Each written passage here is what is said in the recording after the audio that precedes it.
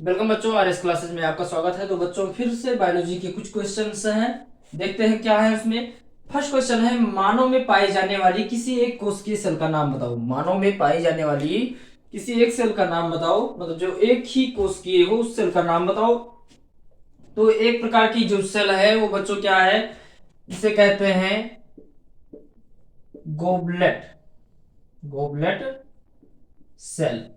कौन सी सेल होती है? गोबलेट सेल होती है। ये एक प्रकार की एक सेल भी है और एक है सेल, लेकिन काम किसकी तरह करती है? एक ग्लैंड की तरह काम करती है तो सेल, लेकिन एक ग्लैंड की तरह काम करती है। नेक्स्ट है गोबलेट सेल क्या स्रावित करती है? तो गोबलेट सेल क्या स्रावित करती है? गोबलेट सेल करती है म्यूकस का स्रावण करती है। क्या सिक्रेशन करती है? म्यूकस का सिक्रेशन करती है गोबलेट सेल। ये क्वेश्चन में कई बार पूछा गया है, नीट के क्वेश्चन में पूछा गया है कि गोबलेट सेल क्या सिक्रेशन करती है। तो गोबलेट सेल म्यूकस का सिक्रेशन करती है। म्यूकस का काम क्या है? ये हमारे आंतरिक जो स्टोमक है, स्टोमक के दीवारों को ये क्या करती है? सुरक्षित रखती है, क्योंकि ये सेल इतना हार्ड होता है कि वो उसे भी काट सकता है। मतलब किसे काट सकता है? उस मतलब जैसे बोल सकते हैं कि इंटेस्ट जो स्टोमक है, स्टोमक की दीवारों को ये काट सकता है। इसलिए ये क्या म्यूकस काम करती है? ये म्यूकस उसकी दीवारों को बचाए रखती है। उस ग्रंथि का नाम बताओ जिसमें नलिका पाई जाती हो। तो जिसमें नलिका पाई जाती हो उसे कहेंगे एक्सोक्राइन। क्या कहेंगे? एक्सोक्राइन ग्लैंड कहेंगे। क्या कहेंगे? एक्सोक्राइन ग्लैंड मतलब बहिस्रावी ग्रंथि।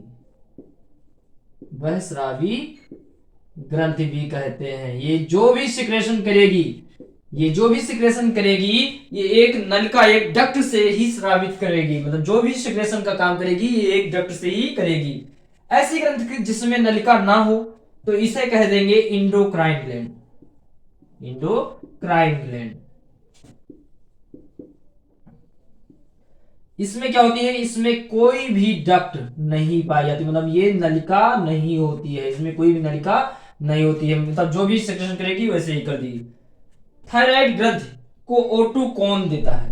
थायराइड ग्रंथ को O2 कौन देता है? तो ब्लड वेसल। क्या देता है? ब्लड वेसल क्या करता है? थायराइड ग्लैंड को O2 देता है, मतलब ऑक्सीजन देने का काम कौन करता है? ब्लड वेसल देता है। फिर दूसरा है थायराइड ग्रंथि ब्लड वेसल को क्या देता है? तो जैसे दोनों में मित्रता है भाई, दोनों में क्या है? ये दोनों एक दूसरे के मित्र हैं। अगर इसने O2 दिया, किसने? थायराइड ग्रंथि को O2 किसने दिया? ब्लड वेसल ने O2 दिया। तो थायराइड ग्रंथि भी कहेगा इसके बदले में मित्रता तभी चलेगी जब दोनों का आदान प्रदान होता रहेगा, नहीं एक के उससे तो मित्रता चल नहीं सकती है। तो ये क्या करेगा? थायराइड ग्रंथि ब्लड वेसल को क्या देता है? तो ये देता है CO2। क्या देता है? CO2, carbon dioxide. थायराइड ग्रंथि को O2 कौन देता है? ब्लड वेसल देता है। और थायराइड ग्लैंड ब्लड वेसल को क्या देता है? तो ये क्या देता है? CO2 देने का काम करता है। तो बच्चों इसे क्या करेंगे? अपने नोट्स में कॉपी कर लेंगे। Thank you for watching.